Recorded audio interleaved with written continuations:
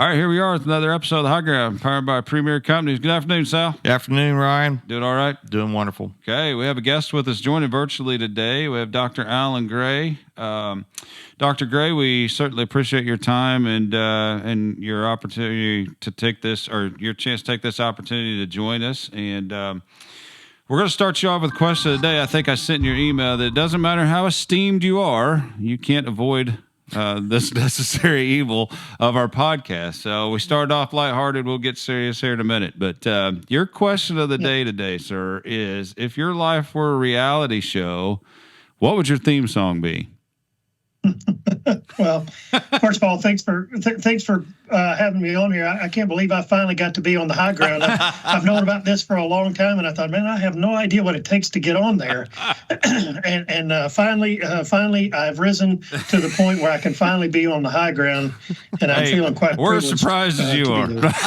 Yeah, I can imagine that you are, Ryan. So I can imagine that you are. A lot of people are surprised that I get to do much of anything that I get to do. So.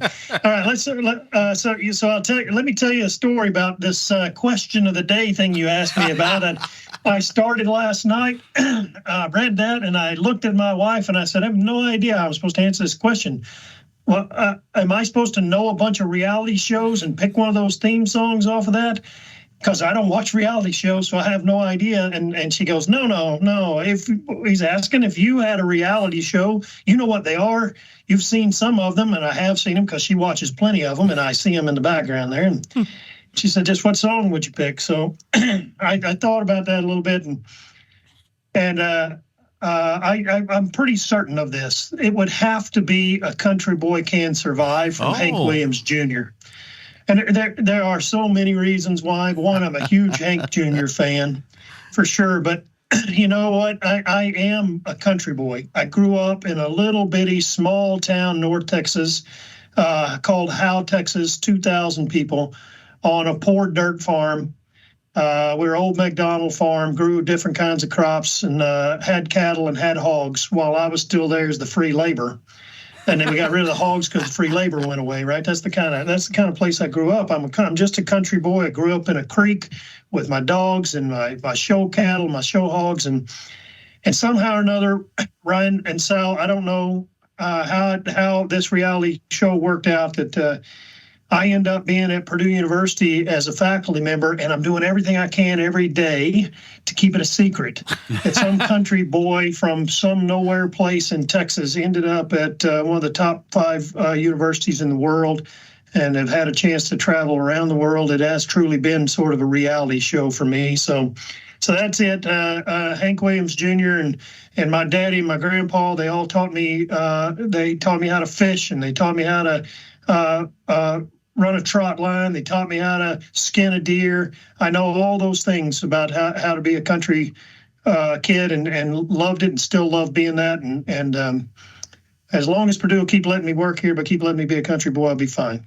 Very cool. That's cool. A good one. Yeah, that's real good. Very cool. So, what do you got? Well, I was going to say, you can't see, you haven't seen we're using my computer here in the podcast room, and Dr. Gray's background is Purdue University, and just looks really good there. And he said, keep it a secret. But it was meaning his background. I was like, you can't keep Purdue as a secret because it is right here. We can see it. It looks good. I think my theme song would probably be, and I didn't know how to answer this either, Dr. Gray. I saw that. I guess it would be All My Rowdy Friends Have Settled Down. Is that a song? The cornbread and iced tea, right? Getting in that stage of life in the mid-50s and things I used to do probably when I was younger, there's no way I couldn't do it anymore. I can't stay up late. It's not the fun I miss. It's not the fun I have. It's the sleep I miss. Right. Yeah. We were at a concert. Toby Keith sings that song, right? I'm not as good as I once was. Yeah. I'm as good once as I ever was, though. Yeah. Right. That's. You want to keep reminding him of that. I might not be able to go very long, but I can go hard if I have to. I was at a concert, one of these standing room only concerts with general admission, and with a guy that was much younger than I was, and a fight sort of broke out in front of us. He said, "You think we ought to jump into that?" I said, "Man, I hurt getting out of bed in the morning. I don't need any part of that nonsense."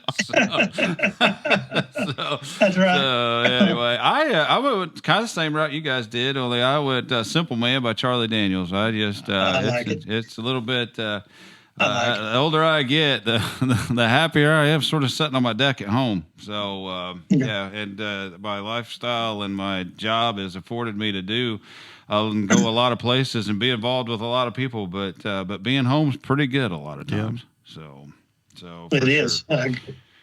So I you've agree given with us, that. you've given us a little bit of your personal background, but introduce yourself, Dr. Gray, and again, we're very thankful that you took the time to be with us. Well, Ryan, you're always so professional and treat me with such respect and calling me Dr. Gray but the reality is I'm just Alan. I've always been answered by Alan. I tell you, if my mama's not going to call me Dr. Gray, nobody else has to either. She sure as heck ain't going to call me Dr. Gray. So so I grew up in Texas, north of Dallas, about 60 miles, a little town called Howe, Texas, on a farm. My grandfather had that farm. All during the time I was growing up, I spent my youth out there on that farm, trying to desperately find reasons why I should be the one driving the tractor. So much so that when we go out and we had hired hands to run the tractors a lot of times. So much so that as I got older, they go out with the 4640 John Deere tractor, and they have probably 24-foot tandem discs that they plowed with. I'd always go jump on the 4040 and hook up to the 12-foot disc and pull it out in the field and just start plowing without asking anybody. And then I get in trouble all the time because that plow, even though it was only 12 foot, was still too big for that 4040 and just lug it down like crazy. I didn't care because I wanted to be out there farming. So that's what I thought I'd do when I grew up, was I'd be a farmer.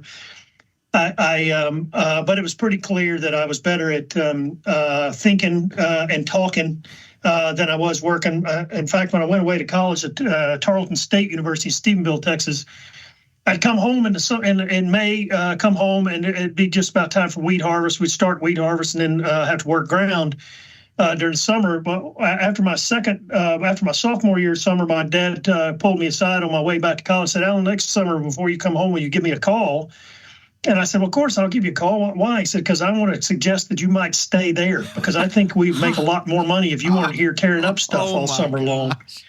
So it tells you a little bit about how good I was really at farming during all that time. So I took that to heart, and I was at school at Tarleton State University. I got very lucky. I went to work for a professor in ag econ. I was getting an accounting degree and ag econ degree at the same time, and I went to work for a Texas A&M professor who happened to work there in an extension service satellite office there in Stephenville, Texas, because Tarleton State University is part of Texas A&M, but it's in Stephenville, Texas. It's a smaller school, a little bit like, say, Purdue Fort Wayne or something like that. So I went to work for him, and we're doing work with farmers, teaching them how to use Quicken. Because Quicken was just coming out. We're going to teach them how to use. So we had all these short courses we were doing, teaching them how to use Quicken. And then I kind of graduated from that to helping farmers make decisions about crop insurance decisions. And we had these computer models we used to help them make these decisions around these around these crop insurance decisions. And this computer model came from a set of researchers at Texas A&M. And through this process, I'm using this software and working with these guys at Texas A&M. And I got to know them pretty well, and they offered me a job as a graduate student working at Texas A&M in what was called the Agriculture and Food Policy Center, which actually I went to work for. And that was a great experience. Spent 6 years at Texas A&M doing policy analysis using these models, but working for the United States Congress. And Congress would come up with a new farm bill idea or new policy idea. We'd take that into our models, model what that would mean. And then we had a set of representative farms, 110 of them all across the United States. And my job was to go around the United States, these farms, and interview these it would be a group of farmers, interview them about what would the economics of this farm look like? What's the machinery complement? What's its crop mix? All these sorts of things to get all the information we needed to say, what should this farm look like? So we'd use this computer model, and then we'd be able to tell Congress, hey, if you're going to implement a policy that looks like this is the implication it has for a wheat farm in the state of Washington. This is what it looks like for a dairy farm in the northwest part of Texas. This is what it looks like for an orange grove in central Florida, right? So we'd be able to tell them, and you could even tell a congressman, hey, in your district, we have a representative farm right here. This is what it does if we change those policies. So I had so much fun doing that. You can't imagine how much I learned about agriculture, about the industry as a whole, about farmers in different parts of the region. So I got to do that. And at the end of that process, I said, I want to do a model like this policy model that we have, but I want to do it for agricultural cooperatives. And I want to build this simulation model to simulate the financial activities of a farmer-owned cooperative. And then we can talk about policies and what the implications are for those farmer-owned cooperatives. And there we're talking about policy that board of directors make, or that senior leadership teams make around those policies for that cooperative, and what the implications are for the financial benefits of the cooperative. And that's what I did for my dissertation. Made me an agribusiness professor and led me to Purdue University, where, as I told you already, I tried my best to hide my Texas accent and convinced them that I knew more than I did. And in a perhaps weak moment for them, they hired me, and here I am. I'm at Purdue now. I've been here 25 years. That's an awesome story, Dr. Gray. Of course, they say if you want something done, give it to a busy person. But you're also chair representing and on Land O'Lakes. Can you tell us about that? Yeah. It's a bit confusing, Sal. So I'm the Land O'Lakes chair of Food and Agribusiness. What does that mean? Not nearly as much as you'd like to think it means. What happened was this is a bit of a story, but I don't know, a decade or so ago, I was running I got lucky enough at Purdue as I moved up through the ranks here. I got the opportunity to run the Center for Food and Agricultural Business. It's a center that it's a business because it's got to make its own way. It doesn't take any money from Purdue. Instead, we got to get money from industry to run it. We do executive education. And so we help managers and employees in the food and ag business system improve their skills: sales, marketing, finance, strategy, human resource, talent management, all the different pieces. We do all those sorts of things for the group, right? Well, a little over a decade ago, I think, I struck up a relationship with Land O'Lakes to do a leadership program for them, and really got to know Chris Polizinski, the CEO of Land O'Lakes at the time. I really got to know him really well. We just hit it off well. We like to banter, do a lot of debating back and forth. He's a storyteller just like I am. Went to some Minnesota Twins games so that I could watch the Texas Rangers kick his team's butt. Things like that we did together. Well, it turned out that Purdue had this offer out to say if a company wants to sponsor a chair position in one of the departments in agriculture, that Purdue would match it. Well, so they, unbeknownst to me, went to Land O'Lakes, knowing we had this relationship with them, and said, "Hey, Chris and board of directors, would you be interested in funding this chair at Purdue? And if you do, then we'll match the money that you put into it." So, and they did. So they put together the Land O'Lakes chair in Food and Agribusiness. It's a chair that provides some funding to support a program that's designed to help food and agribusiness companies continue to advance in this world, in this challenge we have of feeding a growing global population. And I was named the first person to be the chair in that position. And so far I've hung on to it for dear life. Won't let anybody have it. I'm going to try to keep it as long as I can. So a lot of people say, "Oh, that means you're on the board of directors at Land O'Lakes." I'm not on the board of directors at Land O'Lakes at all. I'm just happen to have this title here at Purdue. It provides me a little bit of financial money to hire some grad students, do some things to continue moving forward in this industry. Very good. Thank you. Cool. Thank you.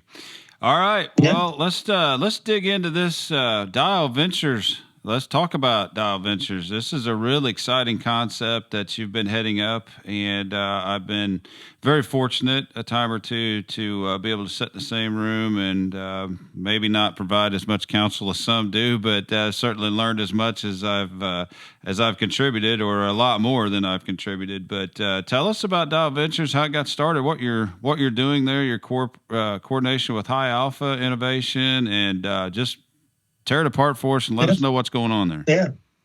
Yeah, happy to do that, Ryan. First, you're a little humble. I believe you've taken more phone calls from people you hardly know at all since you've been a part of Dial Ventures than you've ever done in your entire lifetime. Because one thing about our fellows, they don't mind calling you. They don't mind calling. I always go around the back door to Dr. Graham, like, is this real? So I don't click on anything anymore. Our cyber team's got us scared to death to click on anything. So I'm like, is this a guy that I should be talking to? Oh, goodness. Yeah. So let me tell you, Dial Ventures. So again, another story. I'll try to make it quick for you, as quick as I can. So, I came out of a sabbatical I took back in 2018-19. I spent 9 months living in Brazil and really thinking about the things I want to do moving forward in my career, coming out of that sabbatical. What do I want to do at Purdue? I spent some time while I was in Brazil there working with a company called Markastrat. It's a consulting company working in the food and ag business space, but they work with all the high-end folks in Brazil. And, what a lot of people will be shocked about Brazil is that they're leading technology. They're not behind. They have more farms that are poor and poor technology on that low end than we do, for sure. But they also have way more advanced, significant large farms with great technology driving what they do in food and in the agribusiness arena than we do in the U.S. They're kind of both extremes. And so I got to see that front end of where we're going with the technology, what the possibilities can be and where we need to be going.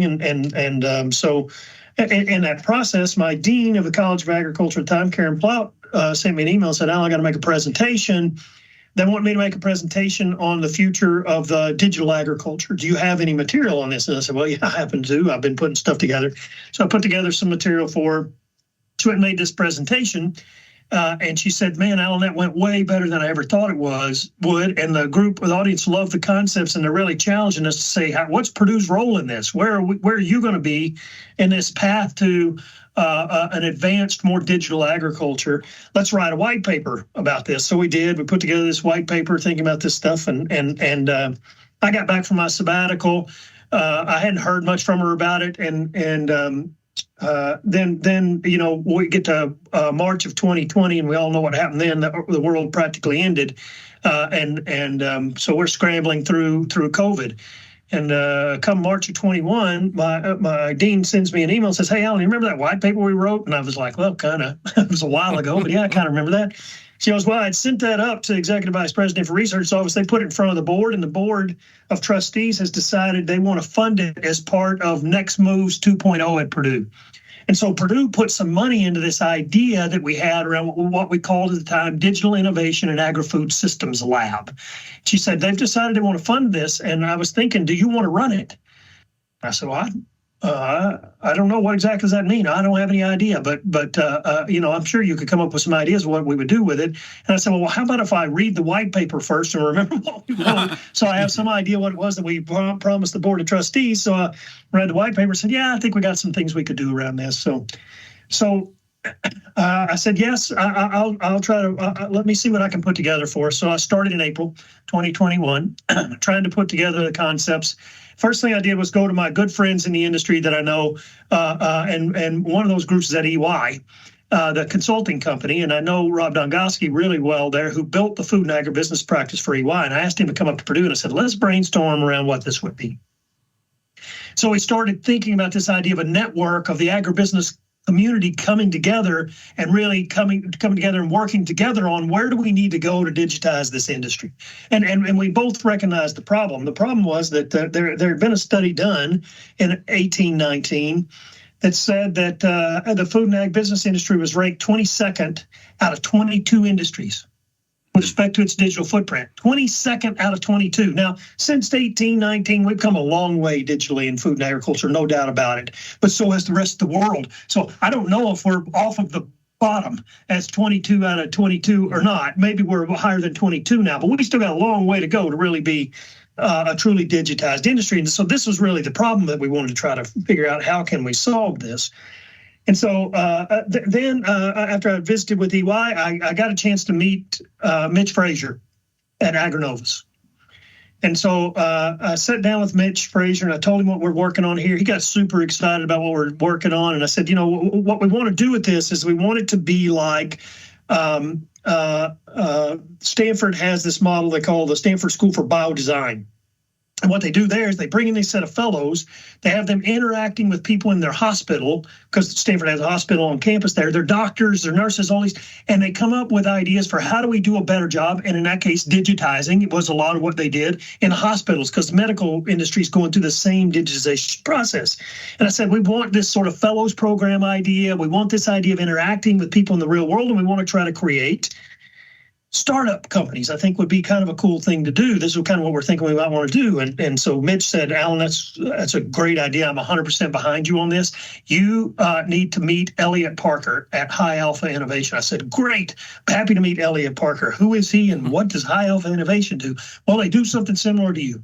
They do this. They do this idea of creating startup companies, and they work with industry to do this, and they work with universities. I think you'd really enjoy visiting me. So sure enough, 2 weeks later, Elliot Parker comes up to Purdue. I tell him what we're doing. I kind of lay out for him, this is what this Digital Innovation Agri-Food Systems Lab thing looks like, what we're trying to do. And he says, Alan, this is really great idea. And he says, what you need is a startup studio, and I want to work with you, and let's develop a startup studio to create these startups. And I was like, fantastic. Let's do it. I think it's a great idea to create a startup studio. What the hell is a startup studio? And then he began to explain to me what a startup studio was, and that's what we have now. What we have is Digital Innovation Agri-Food Systems Lab went away, and we created what we called Dial Ventures. So, we're famous at Purdue for this. You're going to take a long name, Digital Innovation Agri-Food Systems Lab, you're going to shorten it to an acronym that doesn't mean anything, right? Dial Ventures. That's what we call it, Dial Ventures. And that's what we are today is Dial Ventures, and that's what we are. We're a startup studio. What we do at the end of the day is we build startup companies to help digitize the ag and food industry, right? We do that with our partner at High Alpha Innovation. They help us with this process. We do it through fellows. We bring in 6 fellows every 6 months. These fellows are entrepreneurs. They come from all over the country. They come from all different kinds of backgrounds, not food and agriculture. In fact, mostly we like for them to not come from food and agriculture because they bring a different perspective. That one thing that they do, Sal, they ask really smart, dumb questions. Ask Ryan. He's talked to them before. What do I mean by really smart, dumb questions? They're questions that you and I wouldn't ask because we think, well, that's a dumb question. We should already know that because we're in this industry. Okay, but they ask that question because they don't know any better. And then we look at them and like, well, I would have never been brave enough to ask that question, but now that I think about it, I don't even know what the answer is. That's a really good question. Right? They're really good at these. I can't answer that question. Why do you do it this way? Why do you do it this way? Yeah. Exactly. Yeah. Why do you do that? And mostly our answer is because that's the way we've always done it. And then they look at you like, well, that seems dumb. Now that you mention it, it does kind of seem a little dumb. Right. Yep. So we take these fellows every 6 months. They go through an 18-week process with us, and they're working directly with the industry. My favorite part of the whole program. We've got the Ryans of the world, premier companies of the world. We've got the AGCOs of the world. We've got Tercindolo Curley as a partner with us. We got all kinds of partners in the agribusiness industry, all come together saying, okay, listen, these are the problems we should be working on. What is the job that we're trying to get done? What does that look like? How might a digital solution help with that? And we go through this 18-week process, and at the end of 18 weeks, these 6 fellows present 3 concepts, 3 ideas that they think might have a real chance to be a startup company. And these ideas have been vetted with the industry for all this 18-week period. They've helped us identify the problem. They've helped us identify if this is where the solution would work, how it might work. This is a business model. We might pay for something if it had a solution to look like that. We'd be interested in being a part of that. That all of this stuff comes together to give us what we call the potential to have an advantaged startup. If we think that startup makes sense, then we fund it. We have a fund. That's why we're called the Dow Ventures, because we have a venture fund sits on the side. Premier Companies is one of the partners in that fund, and we take that money. We take money from there and we invest in this idea. We make a pre-seed investment in it. Our fellows then become founders of that company. Usually, not always, but usually become founders of the company, and then we start surrounding them with support. Introducing them to more customers, helping them with finance, accounting. They don't have to worry about that stuff. What they got to do is build out the product and build the customer base, right? And so we build these advantage startup companies, and our goal is over the next 4 years, we're going to graduate 40 fellows from our program, 40 fellows, and we're going to create 12 startup companies working in various parts of the ag and food industry to help digitize it. And we started that process in February of 22. So, Sal, I started in April of 21 trying to figure out what this was. And one of the things that we wanted to do was do. What we didn't want to do was be a university who sits and thinks and contemplates and pontificates around their navel for far too long. At Purdue, we make things, we do things, we build things, right? And so what I said from the start was, in April, I'm going to start figuring this out, but we're going to do something. And you know, we may leave a mark in the process, we may crash and burn in the process, but we got to do something. And by February of 2022, less than 7 months later, we're running our program for the first time. We ran a pilot and created our first startup company coming out of it in June of 22. We now have we now have 3 companies up fully and running, and we got 3 more of them that are in the process of being developed. So we're going, and we're having a great time of it. That is awesome. What a great story to have a dozen companies just in that span of time. So what are you hitting on right now with the 3 you've got up and going? What are they focusing on? Actually, it's I've thought about this a little bit, Ryan.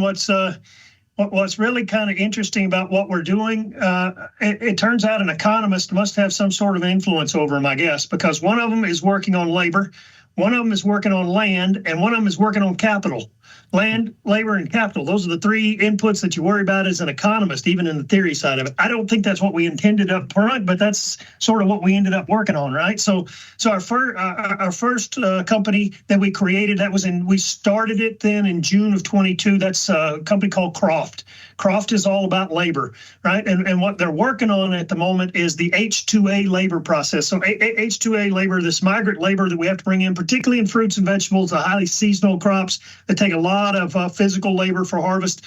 But increasingly now coming to the Midwest, we're needing these migrant laborers, whether they come from South Africa or Mexico or Central America, wherever they may come from. We're needing more and more here because we're just short of people. It's all across our industry. It's pervasive. In fact, one of the challenges we have when we get together with the industry to talk about problems and challenges we might want to solve is I can't get them to talk about anything but labor. And I'm like, guys, okay, can we talk about something else besides labor? We kind of have a solution in labor. Maybe we should work on something else.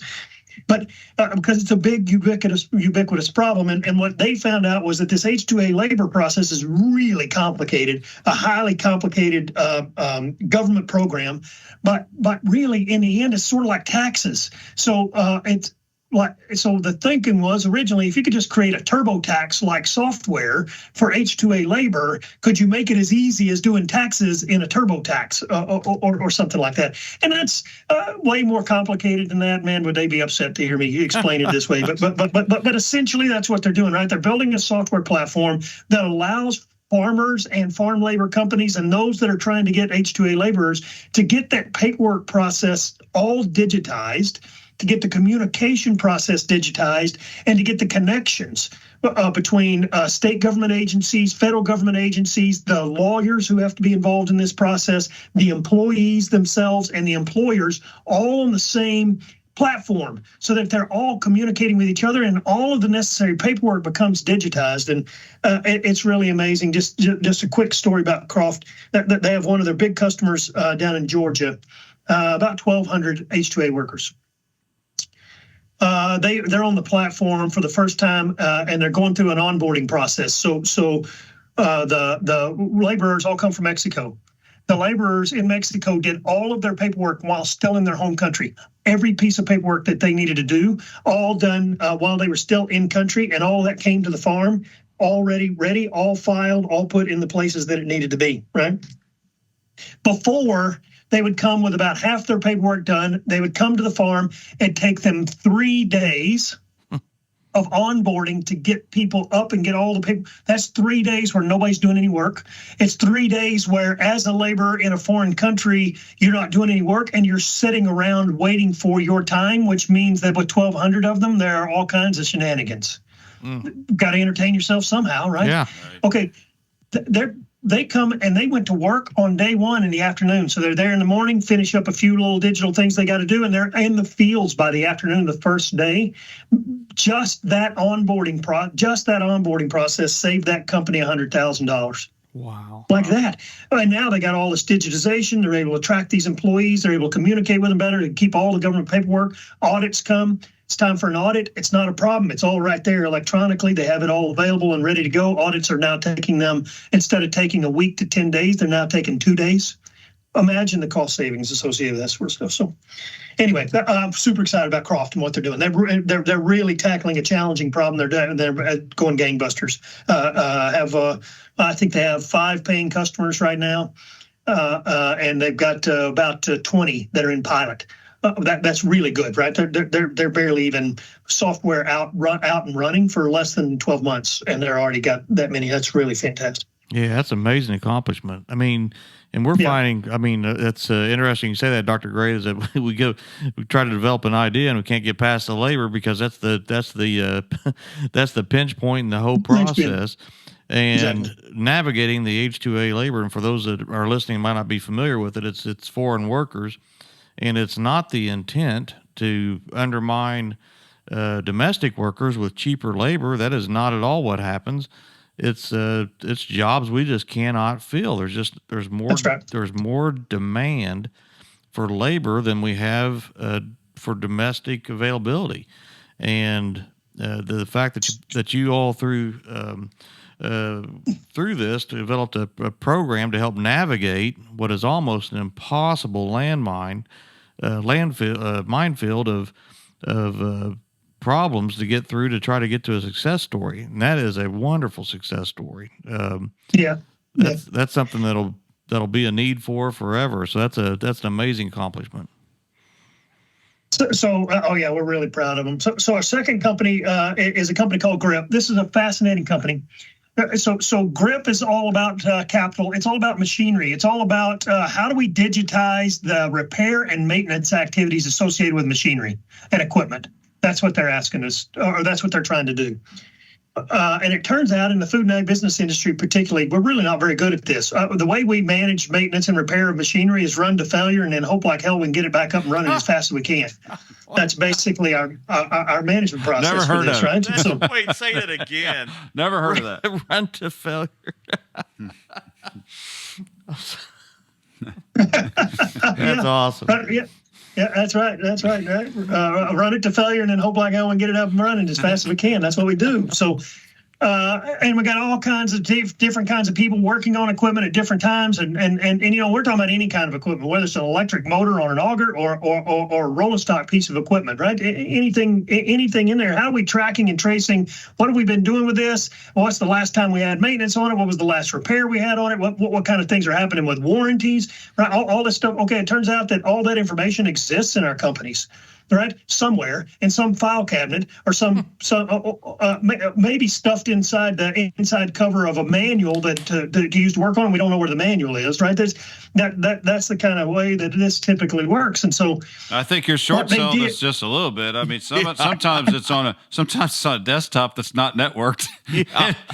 That somebody might be there too. That they dug it out of the dumpster because it was so far beyond user life. So, hey, we're farther ahead than you're giving us credit for.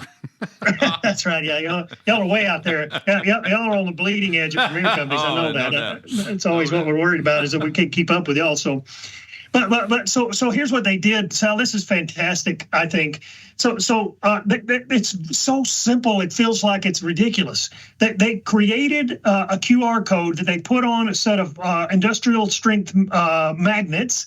Or stickers, even if you can think of it. They're either magnets or stickers. It's both that they have, and it's a QR code, and it sticks on the piece of machinery. It won't come off. It doesn't. It's industrial strength, right? It's going to stay there.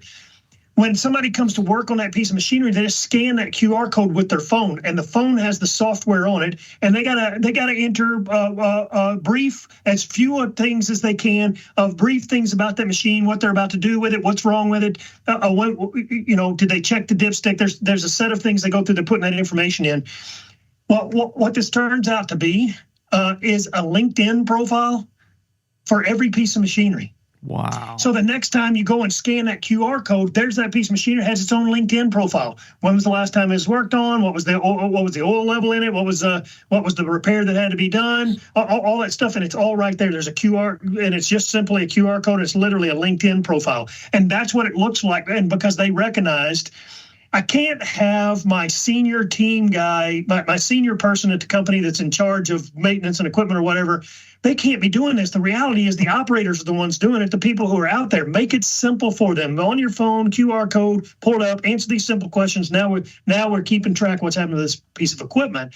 Well, what they don't realize in the end then is on the back end of that, you've got all this data and information being put in on these pieces of equipment all across the system that now we can bring together in a centralized system very easily, and we can start over time utilizing that data in a machine learning, an artificial intelligence framework to now start saying, hey, we're predicting what's coming up next with respect to this piece of equipment, these pieces of equipment, and what's going to need to be worked on. Now, we can't do that today, right? It's going to take a little time to get there, but that's the path. That's where we're headed. And it all starts from this simple little idea that says, why don't we take a QR code, put it on every piece of equipment you want to track, and make a LinkedIn profile for each one of them. That won't look like LinkedIn, but it's the same concept, right? It's the exact same idea. So this is what GRIP's doing.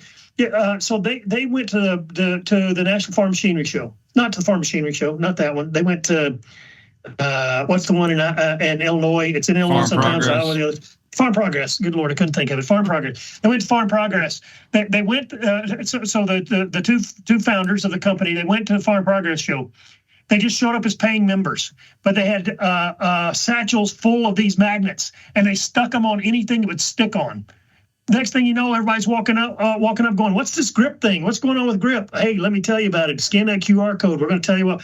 Okay, they got overwhelmed with people going, oh, we need this. We got to have this.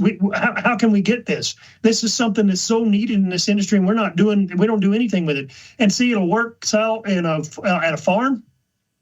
It'll work at premier companies, whatever equipment you got, and it works in one of their key customers that they've got right now is an apple sorting facility in Yakima, Washington. That's one of their key clients right now. It works on all the equipment inside. So it doesn't matter what kind of equipment it is, right? It's just about tracking and tracing this stuff in a way that you can actually do something with and make decisions. Very practical and really just an exciting thing that they got going on here. That frankly, when we first started, I'll tell you the truth, as we were going through the idea, I was like, I don't know. I don't see this as being something that's ever going to amount to much. Man, was I wrong. A good thing they don't listen to me very often. They listen to folks like Ryan and the people who are in the real industry first and to do that. So that's what we're doing with GRIP. Last one I'll talk to you about is what I'm pretty excited about is Oaken. Oaken is a company working on land. So what they're doing is building a software for farmers to manage their landowner relationships. So it's like a customer relationship management software, except that the relationship you want to manage is your landowners. Well, it turns out today, lots of farmers, getting larger as they are, have lots of landowners. I'm on the board of directors for Tom Farms, Northern Indiana, right? 123 different landowners. Wow. That's 123 different landowners are renting land from. Of those landowners, most of them have 3 to 4 connectors, mostly South family. Mm-hmm. Right, it'd be you got 2 sons and a daughter, but in other cases it might be institutional, and so there are 3 or 4 different decision makers. So suddenly you don't have 123, right? You got 1,000 different people you're trying to communicate with, and every landowner wants to know something different about what's happening on their piece of land. And if I'm a farmer's got 2 or 3 landowners, not a big deal. Pick up the phone and have a conversation with them. But when I suddenly got thousands, I got to communicate with. How am I supposed to do this?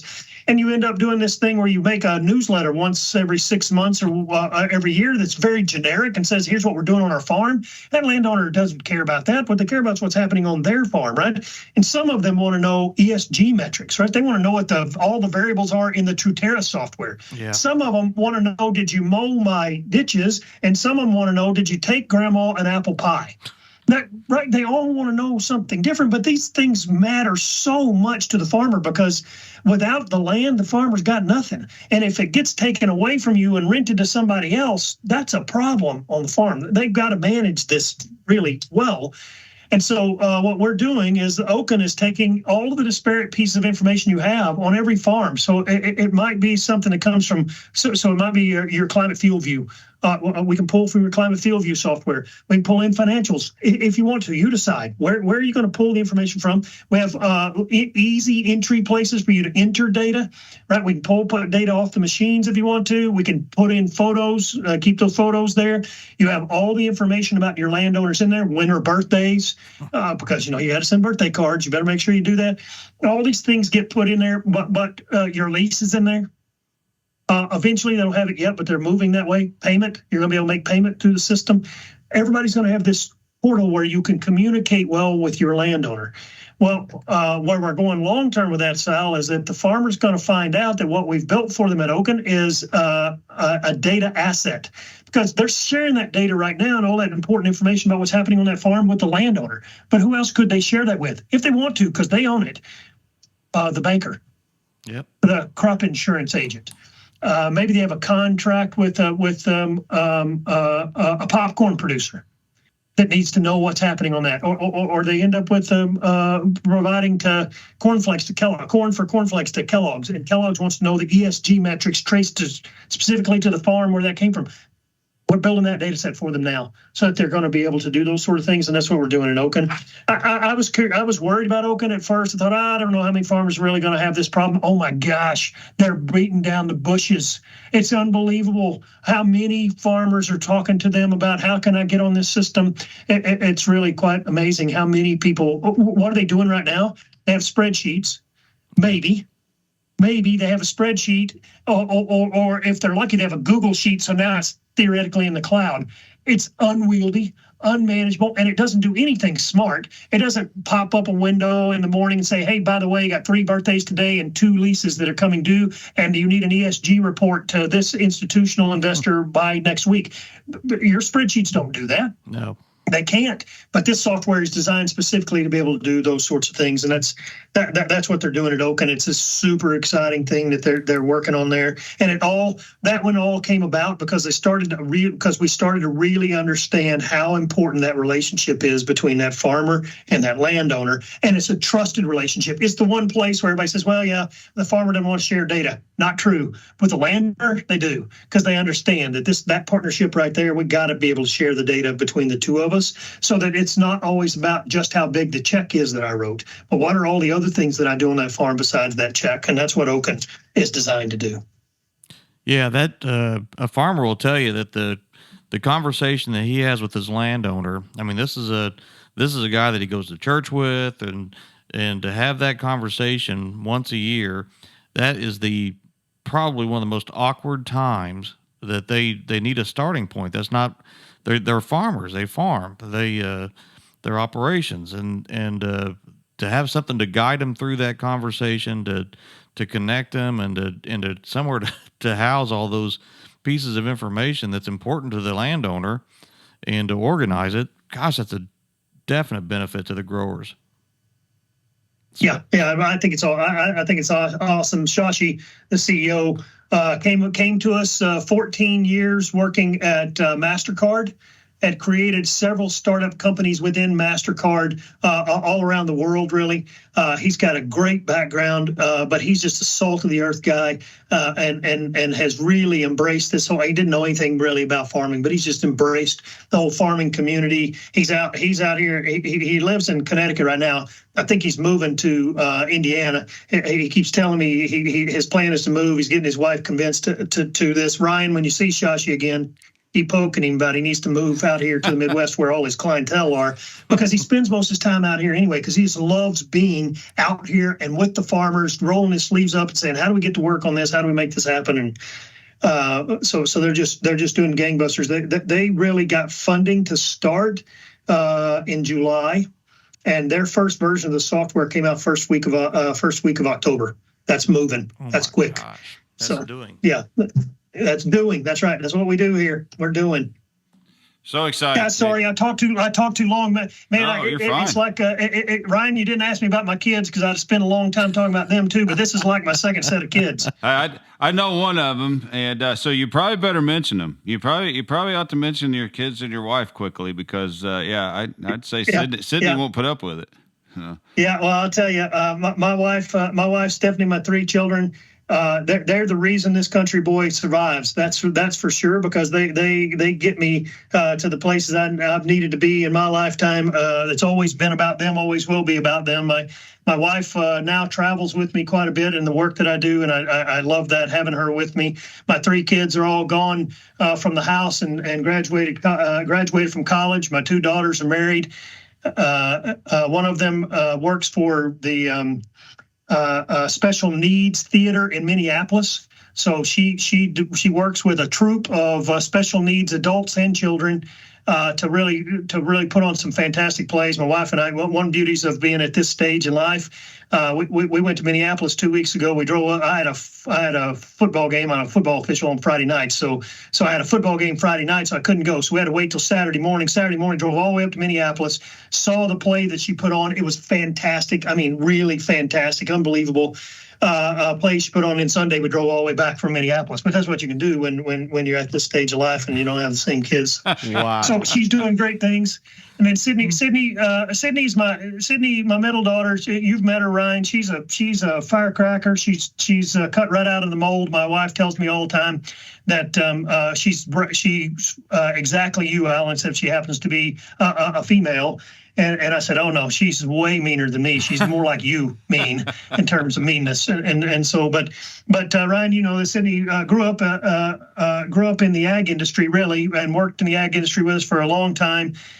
She came out of Purdue, worked for Land O'Lakes for a while, for Corteva for a while, and then for Commoditag, the startup company, for a while. But she's moved Eli Lilly now, and she's in supply chain at Eli Lilly, and good for her. We're really happy for her and really excited. She's happy with the job she's in. I'm disappointed for our industry. I think we lost a real talent there by not figuring out where the right place was for Sydney to be. But she's in the right place for her, and she's happy with that. So, and then my son, he graduated from Arizona State University.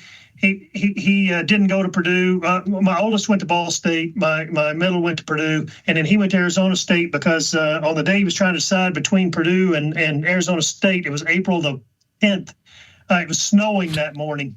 And he went to my wife, still in the bed, and handed her the piece of paper, saying, I'm going to need you to sign this when I've made a decision. I'm going to Arizona State. She goes, what makes you make that decision? Because it's freaking snowing on April 10th. I'm done with this. He went to Arizona State, and he's never left out there. He works for Vanguard, lives out in Scottsdale. And I've got to tell you, it's the best place in the world for him to be, because his mother and I go visit there every January and February when we can. Yep, there'd be no doubt. My kids would be sick of seeing me if they lived out there. That's right.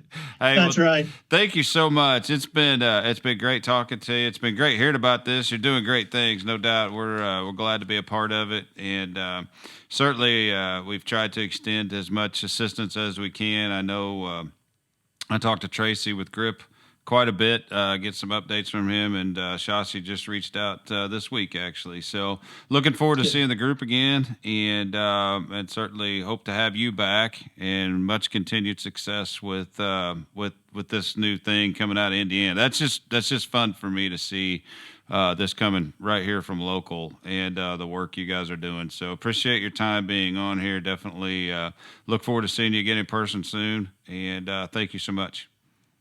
Hey, Ryan, thanks for having me. And Sal, thanks for tolerating my storytelling. I loved it. That's the one thing about me is hard to do is I got to tell stories all the time. It's great to see you both. Thanks for taking the time today and having me on the high ground. I'm really feel privileged to have the opportunity. We'll get you some high ground swag in the mail. So that sounds great. I'm looking forward to it. Appreciate it. That's another episode of The High Ground, powered by Premier Companies. Please like and subscribe. Thank you.